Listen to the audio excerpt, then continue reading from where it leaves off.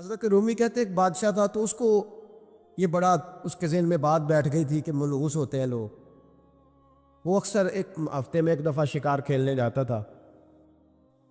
جب وہ جاتا تھا تو اپنے وزیروں سے کہتا کہ رستہ صاف کرا دو سارا, کوئی بندہ رستے میں نہ آئے, اگر کسی منحوس کے متھے لگ جاؤں تو میرا نا اس دن شکار ٹھیک نہیں ہوتا. ایک دفعہ کا ذکر ہے کہ بادشاہ نکلا شکار کے لیے تو رستے میں ایک بندہ آ گیا جو بیچارہ ایک آنکھ سے کانا, پتہ تھا سڑک پہ چڑھنا, بیچارہ غلطی سے چڑھ گیا, تھا بھی بندہ کانا, آنکھ سے نظر نہیں آتا تھا. بادشاہ کے رستے میں, اب بادشاہ کو بڑا غصہ, میرے رستے میں کیسے آ گیا, اب تیری شکل دیکھ لیا تو بندہ بھی منحوس قسم کا ہے, اب میرا شکار ٹھیک نہیں ہوگا. بادشاہ کہنے لگا اس طرح کرو, اس کو یہاں سڑک پہ باندھ دو.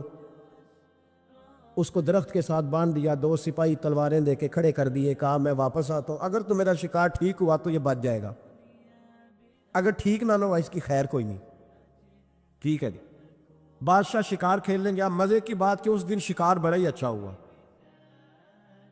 وہ کہتا ہے زندگی میں کبھی اتنا شکار نہیں مارا جتنا آج مارا, بڑا زبردست رزلٹ اس دن نکلا. بادشاہ وہ جانور سارے باندھے, گھوڑوں پہ سوار کیے اور لے کے واپس آ رہا تھا. تو اب وہ بندہ بیچارہ صبح سے بھوکا پیاسا بندھا ہوا ہے, بچوں کی روزی کمانے نکلا, بادشاہ کے قابو آ گیا. وہ بندھا ہوا ہے, زبان باہر پیاس سے نکلی ہوئی ہے, بھوک ہے, تکلیف ہے, آزمائش ہے. کچھ لوگ تو ایسے ہوتے ہیں جو نا ظلم سہتے ہیں تو کہتے ہیں بس جان چھوٹ جائے, ہم کسی کو بتائیں گے نہیں. کچھ ایسے ہوتے ہیں جو کہتے ہیں ہم ظالم کا گریبان پکڑیں گے. وہ منافق ہے, یہ ظلم سہ کے چپ رہے. تو وہ اب تنگ بڑا تھا لیکن بندہ جیدار قسم کا تھا. اور شیخ سعدی کہتے ہیں تنگ آمد بد جنگ آمد, جب کوئی تنگ آتا ہے تو پھر وہ جنگ کرتا ہے. اس کا جنگ کا پروگرام بنا ہوا.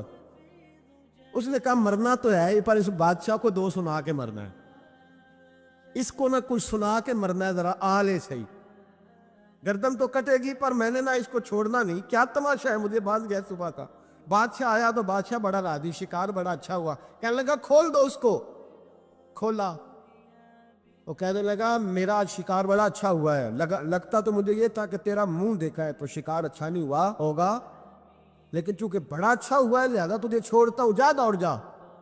اب اس نے ارادہ کیا تھا 2 سنانی ہے, کھڑا ہو گیا.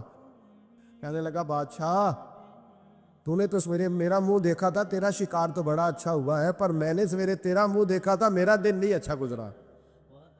میں بڑی تکلیف میں صبح سا, نہ پانی ملا ہے, نہ کھانا ملا ہے, نہ روٹی ملی ہے. اب مجھے بتا منحوس میں ہوں گے تو ہوا ہے, اب بتا نحوست کس میں ہے, میرے اندر ہے کہ تورے اندر ہے, بتا.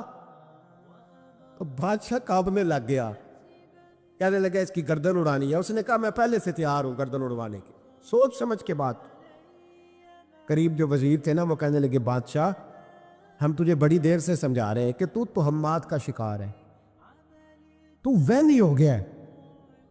ایک بات اپنے ذہن میں اچھی طرح بٹھا لیں اور لکھ لیں کہ زندگی میں جو کسی بندے کو کامیابی حاصل ہوتی ہے وہ رب تعالیٰ کی مدد سے حاصل ہوتی. اگر رب تعالیٰ مددگار ہو تو پھر کوئی چیز بھی رستے میں رکاوٹ نہیں بنتی, اور اگر مالک کریم کو منظور نہ ہو, اس کا ذہن بڑی وسعت رکھتا ہو, بڑی اچھی پلاننگ کرنا جانتا ہو, سارا کچھ ہو, تو بندہ ناکام ہو جاتا ہے. مسلمانوں کو جتنی کامیابیاں ملی ان کا پس منظر صرف اتنا تھا کہ اللہ تبارک و تعالیٰ نے اپنے بندوں کی مدد فرمائی. اور اب تعالیٰ نے قرآن مجید میں اس حقیقت کا بیان کیا, فرمایا بل اللہ مولاکم, فرمایا بلکہ اللہ تمہارا مولا ہے, وَهُوَ خَيْرُ النَّاصِرِينَ, اور وہ بہترین مددگار ہے. وہ جو رب تمہارا مولا ہے وہ بہترین مددگار ہے, اور اگر وہ مدد کرے تمہاری, سورہ آل عمران میں آگے جا کے ارشاد فرمایا اگر اللہ مدد کرے تو پھر تم پر کوئی غالب نہیں آ سکتا, اور اگر وہ تمہاری مدد چھوڑ دے تو پھر کوئی تمہاری مدد کر سکتا, کوئی مدد نہیں کر سکتا. وہ چیزیں ایسی ہیں جن سے اللہ کی مدد آتی ہے, مدد ملتی ہے. ایک چیز ان میں سے ایسی ہے جس سے بہت مدد نازل ہوتی, وہ ہے کہ جب رب آپ کو دے نا تو پھر آپ بھی اس کے رستے میں دے, پھر مدد آتی ہے, پھر اور آتا ہے. بخاری مسلم میں حدیث ہے, یہ زیادہ ہی توجہ طلب عمر ہے, اس پر آپ غور کریں گے. حضرت ابو ہریرہ فرماتے ہیں کہ نبی پاک علیہ السلام نے فرمایا ایک شخص نے بادلوں کے اندر سے آواز سنی کہ فلاں آدمی کا کھیت اور باغ خشک ہو گیا ہے، وہاں برسو اور اس کے کھیت کو سیراب کرو۔ وہ بڑا حیران ہوا کہ بادل سے آواز آ رہی۔ پھر اس نے دیکھا کہ ایک پہاڑی پر بارش ہوئی، وہ بادل وہاں برسا، پھر نالیوں سے ہوتا ہوا پانی ایک طرف چلا۔ تو جس نے آواز سنی تھی، حضور بیان کر رہے ہیں، وہ بھی پیچھے پیچھے چلا کہ پانی کدھر جا رہا ہے۔ اس نے جا کے دیکھا کہ ایک مقام پہ ایک باغ کو وہ پانی لگ رہا ہے اور ایک آدمی وہ پانی لگا رہا ہے۔ اس نے اس سے پوچھا تیرا نام کیا ہے؟ اس نے کہا کیوں؟ کہنے لگا بتا نا۔ اس نے نام بتایا تو کہنے لگا یہی تو وہ نام ہے جو میں نے بادلوں کے اندر سے سنا ہے کہ فلاں کے کھیت کو پانی دے دو۔ اس نے کہا یار تو کیا عمل کرتا ہے کہ اسپیشل تیرے لیے بارش برسے؟ یہ بخاری پڑھ رہا ہوں، سیاستہ سے حدیث عرض کر رہا ہوں۔ اس سے پوچھا تو کیا کام کرتا ہے کہ جناب اللہ تبارک و تعالیٰ کا حکم کرم آیا کہ خاص تیرے لیے پانی برسے اور تیرے کھیت کو سیراب کرے؟ تو اس نے کہا چھوٹا ذمہ دار ہوں، پر جب فصل اگتی ہے تو 3 حصے کرتا ہوں۔ ایک حصہ اپنے بال بچوں پہ، بہن بھائیوں پہ خرچ کرتا ہوں، ایک حصہ پورا، اور ایک حصہ دوبارہ کاشتکاری پہ لگاتا ہوں، اور تیسرا حصہ خالص میں نے مسکینوں، یتیموں اور غریبوں کے لیے رکھا ہوا ہے۔ وہ جو تیسرا حصہ اللہ کرے آپ سمجھیں، وہ رب کے بندوں پہ تیسرا حصہ خرچ کرتا ہے نا، تو کریم مالک نے فرمایا جہاں سے غریب کا حصہ جاتا ہے وہ کھیت خشک نہیں رہنا چاہیے، وہ جہاں سے مسکین روٹی کھاتے ہیں وہ خشک نہ رہے، جہاں سے یتیموں کو کچھ آتا ہے کہیں اس کی فصل رہ نہ جائے۔ میں اور آپ بھی اگر اپنے مال میں مسکینوں، یتیموں، غریبوں کے حصے رکھ لیں گے تو فصلیں خشک نہیں رہیں گی، ان کے اندر تازگی آئے گی، نور آئے گا، کرم آئے گا، خاص کر خدا کی رحمت برسے گی۔ مدد اللہ سے چاہے، اپنی توجہات کا مرکز رب رسول کی ذات کو بنائے، پھر آپ محسوس کریں گے کہ بڑی جلدی اللہ تعالیٰ کی مدد آنے لگی ہے۔ جب رب مدد فرمائے، جب اللہ مددگار بنے۔ دوستوں سے ایک بات اکثر کرتا ہوں، میں کہتا ہوں کہ جتنے درد سے آپ امیر کو اپنی کہانی سناتے ہیں نا، اور جس طرح آپ کے آنسو بات کرنے سے پہلے گر جاتے ہیں کہ غریب ہیں، بچیاں ہیں، کاروبار نہیں، او میرے سنگیو، اس سے آدھے آنسو اپنے رب کی بارگاہ میں بکھیرو، اس کے حضور عرض گزار ہو جاؤ، اس سے طلب کرو۔ ایک وقت انسان پر زندگی میں ایسا آتا ہے کہ اسے یوں محسوس ہوتا ہے کہ میرا سایہ بھی ذرا سا پیچھے ہٹ گیا ہے، اسے یوں لگتا ہے کہ میں کسی سہارے پہ ہاتھ ڈالتا ہوں تو وہ بھاگ جاتا ہے مجھ سے۔ لیکن مالک کی بارگاہ ایسی عظیم بارگاہ ہے، رب رسول کے آستانے اتنے بڑے ہیں کہ آپ جب وہاں کشکول طلب دراز کرتے ہیں تو جھولی پھیلانے میں دیر لگتی ہے، ان کو بھرنے میں تو کوئی دیر نہیں لگتی۔ ہم نے اپنا سوچ کا قبلہ ہی دنیا کو بنا لیا ہے۔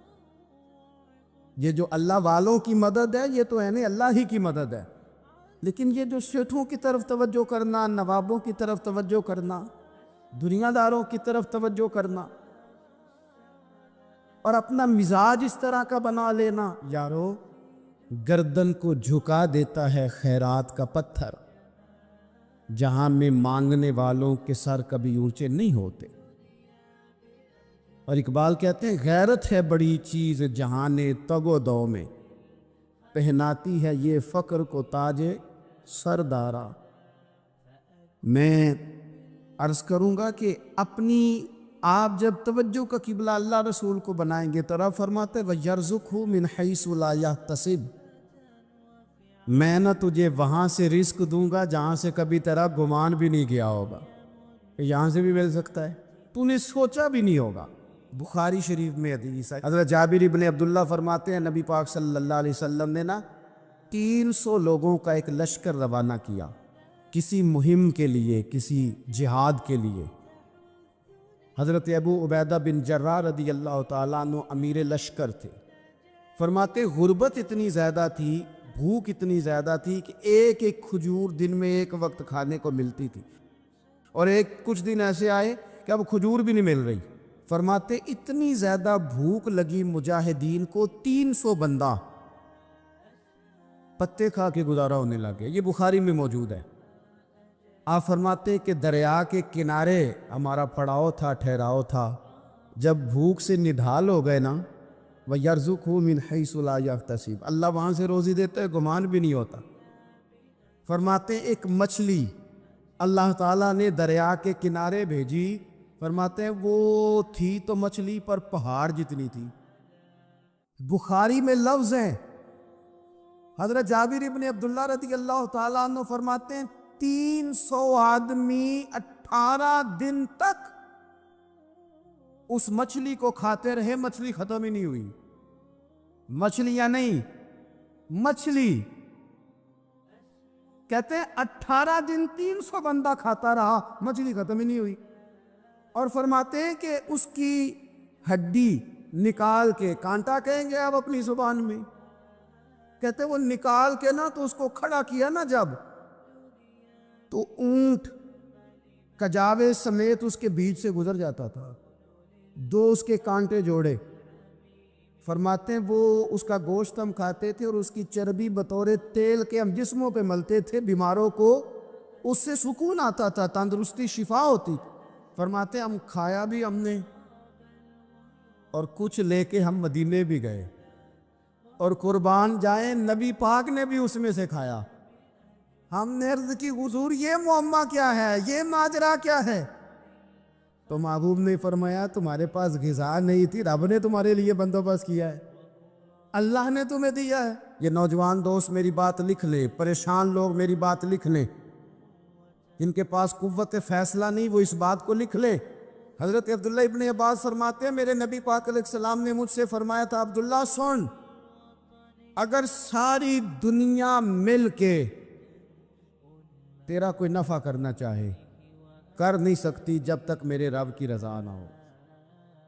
اور فرمایا ساری دنیا مل کے تیرا کچھ بگاڑنا چاہے تو عبداللہ بگاڑ نہیں سکتی جب تک رب کریم کی حکمت کا تقاضا نہ ہو۔ لوگوں سے ڈرنا، لوگوں کی طرف دیکھنا، ماحول دیکھ کے اپنے راہ کا تعین کرنا، ہر بندے کے خیالات کے مطابق ڈھلنے کی کوشش کرنا، فلانا نہ ناراض ہو جائے، فلانا نہ ناراض ہو جائے، وہ جس نے ہونا ہو جائے، بس رب اور رسول ناراض نہ ہو۔ نہ دیکھو دنیا کی طرف، دنیا رلا دیتی ہے، ناراضی کرو بندوں کو، بندے تھکا دیتے، نہ پیچھے بھاگو ہر وقت دنیا داروں کے، یہ انسان کو کمزور کر دیتے ہیں۔ وہ تو کریم ہی بڑا ہے، 2 آنسو زمین پر بعد میں گرتے ہیں، بندے کے گناہ سارے پہلے معاف فرما دیتا ہے۔ اللہ کی مدد کا حصول، اپنے مالک کی مدد کی طرف بڑھنا، آپ کو بدر کی جنگ بھی یہی درس دے گی، آپ کو احد کا میدان بھی یہی سبق دے گا، فتح مکہ بھی یہی سبق دے گا۔ اپنی زندگی میں اللہ کی مدد کی طرف بڑھیں، مالک کی مدد کا حصول اختیار کرنے کی کوشش کریں، اللہ کے ساتھ اپنے آپ کو جوڑیں۔ اگر اللہ کی مدد نصیب ہو، یہ جو ہم جتنا ڈرتے رہتے ہیں، سہمے رہتے ہیں، پریشان رہتے ہیں کوئی کیا کر دے گا، ہمارے ہاں نا ہر شعبے میں معاذ اللہ ایک مافیا ہے، الا ماشاءاللہ۔ وہ مافیا کہتا ہے میرے ساتھ ملو گے تو میں چلنے دوں گا، ورنہ میں نہیں چلنے دوں گا، مارکیٹ میں آ ہی نہیں سکتا فلانا بندہ، کیونکہ یہاں ہمارا قبضہ ہے۔ اور میرے بھائی پھر بہت سارے لوگ جن کی نیتیں اور ارادے بڑے اچھے ہوتے ہیں شروع میں، وہ بھی اس مافیا کا شکار ہو جاتے ہیں اور ان کے رنگ میں رنگ جاتے ہیں۔ یاد رکھنا کسی شخص کی بلیک میلنگ کا کبھی شکار نہ ہونا، کبھی کسی کی میٹھی اور مسجع مکفہ باتوں کا شکار نہ ہونا۔ کوئی کیا کر سکتا ہے اگر اللہ مددگار ہو تو؟ جس کو رب کریم اٹھانا چاہے اسے کوئی گرا سکتا ہے؟ ہم یہ ڈرے ڈرے سہمے پریشان فیصلہ کرنے کی طاقت نہیں، مجھے چلنا چاہیے کہ نہیں، اٹھنا چاہیے کہ نہیں، کرنا چاہیے، اٹھ باندھ کمر کیوں ڈرتا ہے؟ پھر دیکھ خدا کیا کرتا ہے۔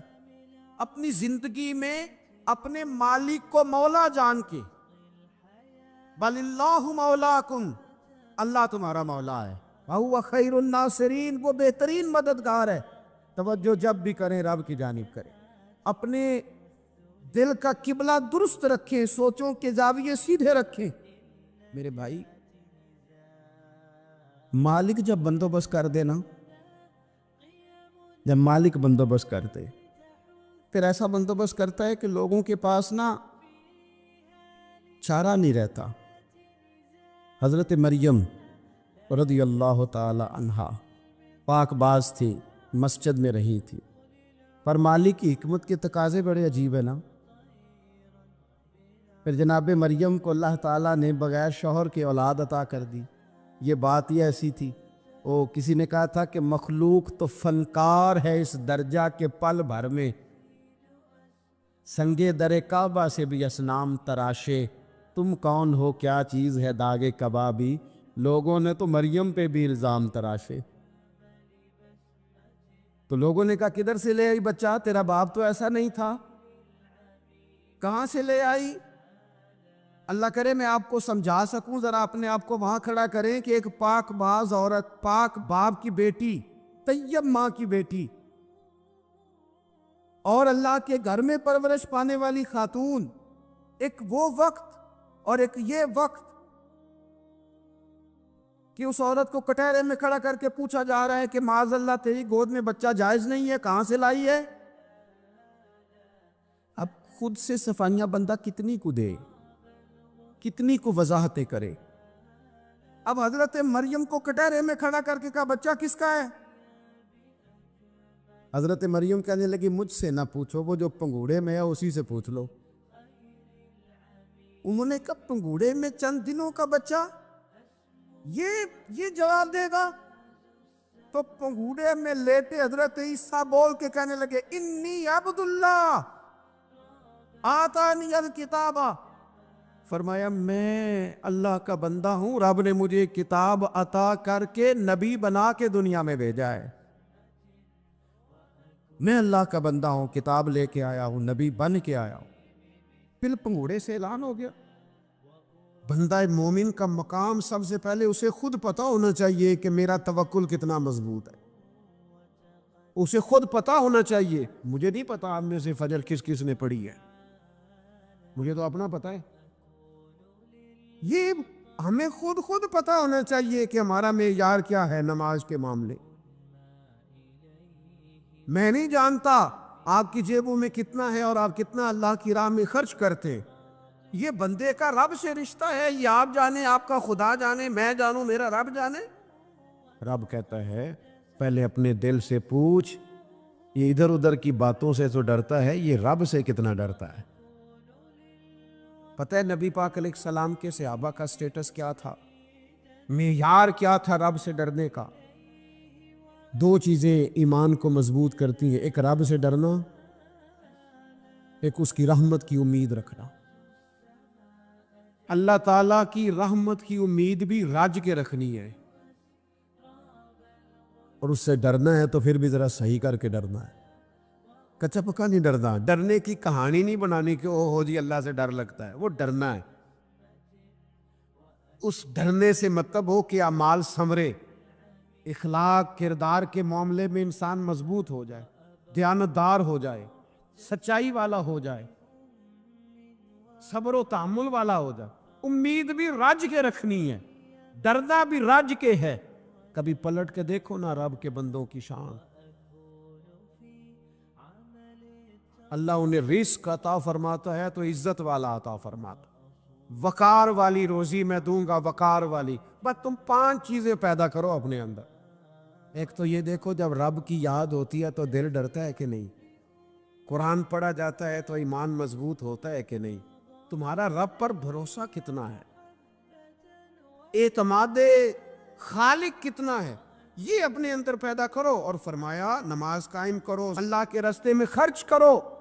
تم یہ 5 چیزیں پیدا کرو، رب کہتا ہے مومن بھی تم پکے ہو، درجے بھی بڑے دوں گا، جو خطائیں غلطی سے ہو گئی وہ معاف بھی کر دوں گا۔ ورزق کریم، روزی ملے گی عزت والی۔ یہ کامل مومن کی نشانیاں قرآن مجید سورہ انفال میں بیان۔ ایک بات ہے سیدنا عمر کی، شیر کی باتیں شیروں جیسی. حضرت فاروق اعظم کی ایک بات اس مضمون پر بڑی طاقتور ہے. حضرت عمر فرمایا کرتے تھے مجھے اپنے رب کی رحمت سے امید اتنی ہے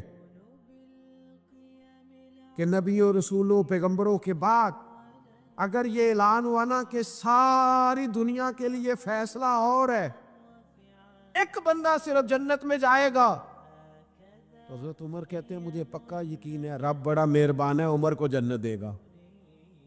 یہ میری امید ہے اپنے مالک سے، وہ بڑا کریم ہے، مجھے پتا ہے میرے اوپر بڑی رحمت کرتا ہے، مجھ سے میرا مالک بڑا پیار کرتا ہے. اس نے کہنا چل تو کمزور ہے سب سے، تو جنت میں جانا. فرمایا جو بغیر حساب کے کہ جنت میں جائے گا، لگتا ہے میرے اوپر کرم کرے گا میں جاؤں گا. لیکن حضرت عمر کہتے ہیں مجھے ڈر اتنا لگتا ہے، اس لیے کہ جتنا کریم ہے نا اتنا بے نیاز بھی ہے. تے بے پرواہ نال یاری لا کے پیندے نے دکھ سہنے. کہتے ہیں اس کی بے پرواہی سے اتنا ڈرتا ہوں کہ اگر قیامت میں اعلان ہوا نا سب جنت میں چلے گئے، ایک رکے اس کا حساب سخت ہے، اس سے باز پرس کرنی ہے، استفسار کرنا ہے، ایک رکے. تو حضرت عمر کہتے ہیں مجھے ڈر لگتا ہے کہ وہ بندہ میں ہی ہوں گا جسے روک لیا جائے کہ تو ٹھہر پہلے تیرا حساب لمبا ہے. امید بھی رج کے اور خوف بھی رج کے. کچھ لوگ صرف خوف کا شکار ہیں، وہ بھی ٹھیک نہیں. کچھ نری امید ہی امید کی بات کرتے ہیں، ڈرتے نہیں. الایمان بین الخوف والرجاء، ایمان خوف اور امید کی درمیانی کیفیت کا نام. اللہ کی ذات پر بھروسہ کتنا ہے یہ لوگوں سے نہ پوچھتے پھرے، لوگوں کو نہ بتاتے پھریں گے، تو دل کا معاملہ اپنے آپ سے پوچھے، اپنے آپ کو خود اپنے سامنے کھڑا کریں، اپنا حساب خود کریں، اپنے سے کبھی کبھی سوال و جواب کریں، اپنے سے گفتگو کریں. پر کیا کریں، ہم ساری زندگی اپنا دنیاوی معیار ہی ٹھیک کرتے رہے، اپنے پیسوں کا حساب ہی لگاتے رہے، گھر مکان گاڑی سٹیٹس آنا جانا سلام دعا کتنی ہے. یہ ساری چیزیں جن لوگوں کی مضبوط ہیں نیند ان کی کچی ہے. دنیاوی سٹیٹس جتنا لوگوں کا مضبوط ہے سوچیں ان کی ٹوٹی ہوئی ہے، نظریات بکھرے ہوئے ہیں، لفظوں اور جملوں میں کمزوری ہے، باتیں جو ہیں وہ محسوس ہوتا ہے کہ ابھی تک یہ بندہ اطمینان ہی نہیں حاصل کر سکا زندگی میں، ابھی تک کوئی گفتگو پکی نہیں، کسی بات میں وزن نہیں، کسی جگہ ٹھہراؤ نہیں. آپ یقین کریں سادے کپڑوں کے اندر بھی کئی دفعہ بندہ محسوس کرتا ہے یار میرا لباس تھوڑا سا سستا ہے، پر اللہ تعالیٰ نے جو مجھے ایمان عطا کیا ہے وہ سب سے زیادہ مہنگی چیز ہے، وہ سب سے زیادہ طاقتور چیز ہے. اپنے باطن میں خاص خصوصیات پیدا کریں، اپنے آپ کو ٹائم دیں، اپنی قلبی کیفیات پر زیادہ توجہ کریں. زیادہ مجھے فوٹو شوٹو کھینچنے کا زیادہ تجربہ نہیں ہے، مصروفیات زیادہ رہیں تو میں اس طرف نہیں آ سکا. ایک بچے نے مجھے، ایک دوست نے ایک دن بتایا کہ وہ تصویر کھینچنے کے بعد پھر اس پر کچھ کام ہوتا ہے تو فوٹو اور زیادہ سونی لگنے لگ جاتی.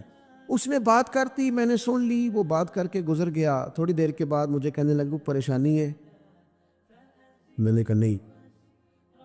کہنے لگا میں نے ایک سادی سی بات کی تھی، پتہ نہیں کوئی آپ تو کہیں کھو گئے. اس کے بعد میں نے دو چار باتیں کی ہیں پر آپ نے ہاں نہ ہی نہیں کی، توجہ نہیں کی. میں نے اسے کہا، میں نے کہا پتر تو آکھیا ہے فوٹو تے تھوڑی محنت ہو جائے تے سونی لگن لگ جاندی. تے میں سوچن لگ پیا جے بندہ تھوڑی جی محنت دل تے بھی کر لے، تھوڑی جی محنت نہ دل تے کریے تے جے کدے وہ سونا ہو جائے نا، پاک ہوویں تے پاک ہی ملدا ہی، تے بنا پاکوں پاک نہیں ملدا. سارے جسم دے دھون دے نالوں اکو دھولا ہے ٹکڑا دل دا. اگر تھوڑی سی محنت روح پہ ہو جائے، تھوڑی سی اندر تھوڑی توجہ کرے، وہ اگر تھوڑا چمکدار ہو جائے نا، کچھ غلاظتیں، کچھ نفرتیں، کچھ قدورتیں، کچھ عداوتیں، کچھ تکبر، کچھ حسد، کچھ بددیانتیاں، کچھ یہ چیزیں تھوڑی نکل جائیں، آپ یقین کریں بڑا چمکدار ہو جائے دل، بڑا سونا ہو جائے، بڑا حسین ہو جائے، یہ باطن ٹھیک ہو جائے نا تو اللہ کی ساری مخلوق حسین لگنے لگ جاتی. بندے کو نا کچھ عجیب سی کیفیات سے اللہ مالا مال کرتا ہے. اسے کوئی اللہ تعالیٰ ایسا انشراح صدر دیتا ہے، دل کو ایسا ٹھنڈا کرتا ہے، سکون نصیب ہو جاتا ہے. ہم نا بعض ایسی چیزوں کا آہستہ آہستہ شکار ہوتے جا رہے ہیں جن میں ہمیں انتہائی زیادہ سمجھداری کی ضرورت ہے، معاملہ فہمی کی ضرورت. بندہ مومن کیا ہوتا ہے، اس کی علامتیں ہوتی ہیں، اس کی شانیں ہوتی ہیں.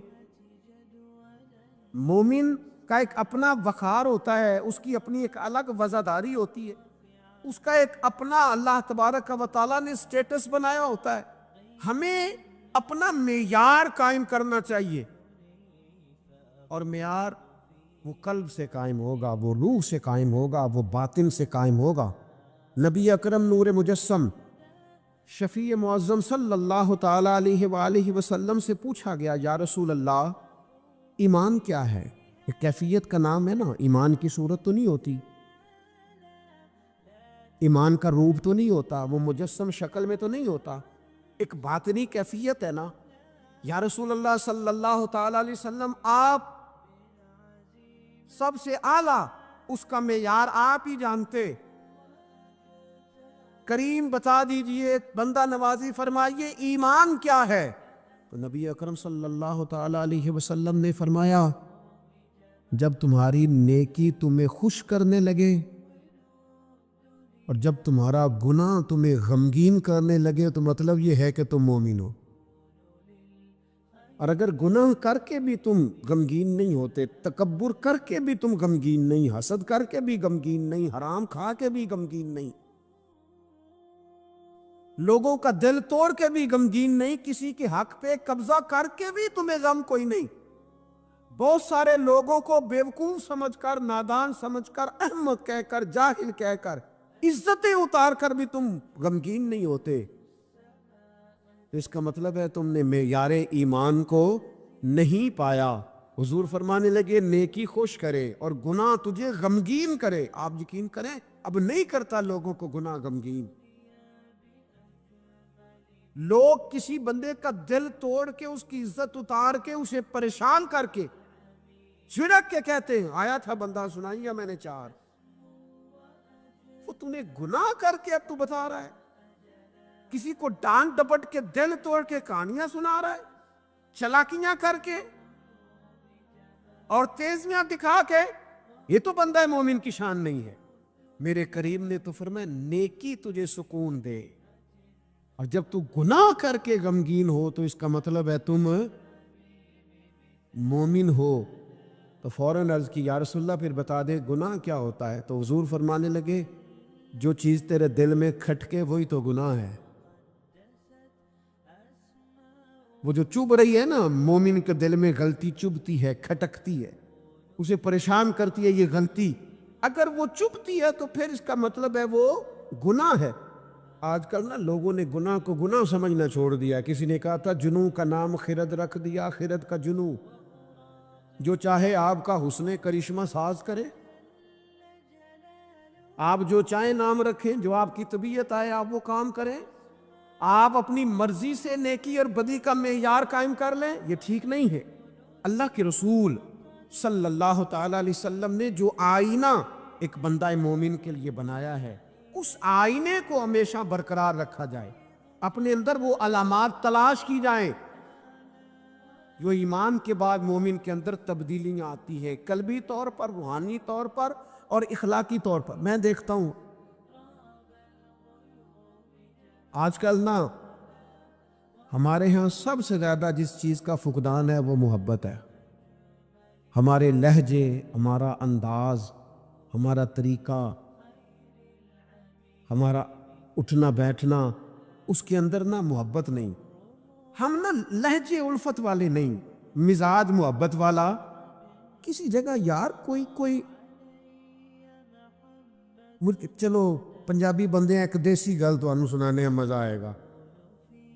وہ ایک جگہ نا کہیں ہم بیٹھے تھے ایک دفعہ، تو کسی شخص نے کسی سے کوئی لینی دینی تھی چیز، تو اس نے بات کی تو آپ کو پتہ ہے وہ ریٹ لینے والا بہت زیادہ مانگ لیتا ہے اور دینے والا کوشش کرتا ہے صفر سے شروع کروں، نیچے سے ریٹ دیتا ہے.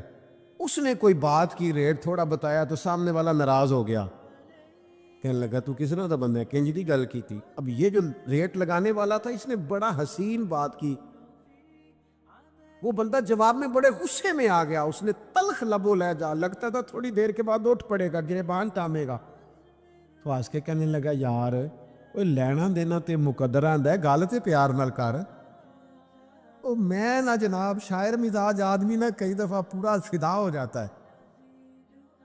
میرا دل کرے اس بندے کے ہاتھ چوم لو، اس نے کمال بات. اس نے کہا لینا دینا تے اوے گل تے پیار نال کر یار، 2 گھڑیاں دا بہن ہے، ذرا پیار سے بات کر. کیا ہو گیا تجھے، ملنے آئے ہیں، غنیمت جانیے مل بیٹھنے کو، جدائی کی گھڑی سر پر کھڑی ہے، ابھی الارم بجے گا اٹھ کے تو اپنے گھر میں اپنے گھر. او بات تو پیار سے کر، او بول تو محبت کے ساتھ. سودا دینا بیچنا لینا الگ بات، او تو بولا تو ٹھیک کر، تیرا لہجہ تو ٹھیک ہو، تیری گفتگو تو ٹھیک ہو. لو سنو نا کیا کہا مدینے والے محبوب نے، کیا بات ہے میرے کریم رسول کی. حضور نے بات کھول کر بیان کر دی، مشکات میں موجود ہے. حضور فرمانے لگے اللہ کو ماننے والا، میرا کلمہ پڑھنے والا، فرمایا یہ جو مومن ہوتا ہے نا، مومن ہوتا ہی الفت والا ہے، مومن ہوتا ہی محبت والا ہے. مومن اور محبت یہ لازم و ملزوم ہے. مومن اور محبت یہ ایک چیز کے 2 نام ہیں. حضور فرمانے لگے مشکات میں حدیث ہے، فرمایا مومن ہوتا ہی محبت والا ہے. فرمایا اس بندے میں کوئی خیر ہی نہیں، نہ کسی سے پیار کرے نہ کوئی اس سے پیار کرے. جو نہ پیار کرے نہ اس سے پیار کیا جائے اس میں خیر ہے ہی کوئی نہیں. مومن جو ہے نا، مومن وہ پیار کرتا بھی ہے اور مومن سے پیار کیا بھی جاتا ہے. اپنی زندگی کو تلخی، مومن کی شان نہیں تلخ تلخ رہنا، ناراض ناراض رہنا، بے چین سا رہنا، ہر وقت شکوے کرنے، ناراض ناراض وقت گزارنا، ہر وقت کوئی نہ کوئی اعتراض کا دروازہ کھول کے رکھنا، ہر وقت کوئی نیا شکوہ، کوئی نئی بات کھول کے رکھنا. اس سے نکل آؤ یار. پیار جو ہوتا ہے نا وہ دنیا کو سنوار دیتا ہے. محبت جو ہوتی ہے نا اس کے اندر بڑا مزہ ہوتا ہے، اس میں بڑا کیف ہوتا ہے.